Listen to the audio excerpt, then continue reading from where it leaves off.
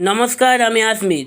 বিচার বিশ্লেষণের রাজনীতি সিরিজের আজকের বিষয় হরিয়ানা বিধানসভা নির্বাচনের এক্সিট পোল।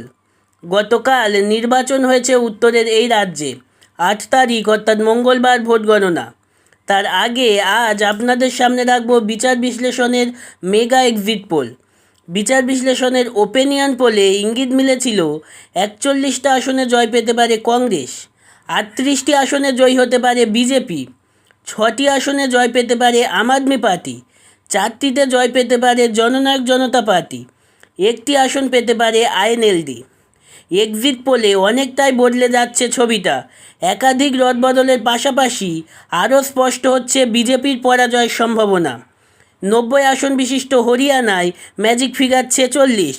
মেগা এক্সিট পোলে ইঙ্গিত মিলছে শুধু বৃহত্তম দল হিসেবে উঠে আসা নয়, একক সংখ্যাগরিষ্ঠতা নিয়ে ক্ষমতায় আসতে চলেছে কংগ্রেস। 49টা আসনে জয় পেতে পারে তারা। মাত্র 32টা আসন পেতে পারে গতবারের শাসক দল বিজেপি। 2টি আসন পেতে পারে প্রাক্তন উপমুখ্যমন্ত্রী দুষ্মন্ত চৌতালার দল জেজেপি। 2টি আসন পেতে পারে আইএনএলডি, 1টি আসন পেতে পারে আপ, 1টি আসন পেতে পারে হরিয়ানা লোকহিত পার্টি। অবশিষ্ট 3টি আসনে জয় পেতে পারে অন্যান্যরা। এবার আপনাদের সামনে গ্রাফিক্যাল রিপ্রেজেন্টেশনটা রাখবো। বিজেপি 32, অর্থাৎ স্পষ্টতই ক্ষমতা হারাচ্ছে তারা।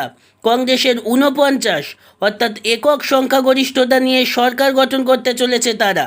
এবং জেজেপি 2, আইএনএলডির 2, আপের 1 ও এইচএলপির 1 সহ মোট 9টি আসন যাচ্ছে অন্যান্য দখলে। ফলে আনডাউটেডলি হরিয়ানাতে পালা বদল হতে চলেছে।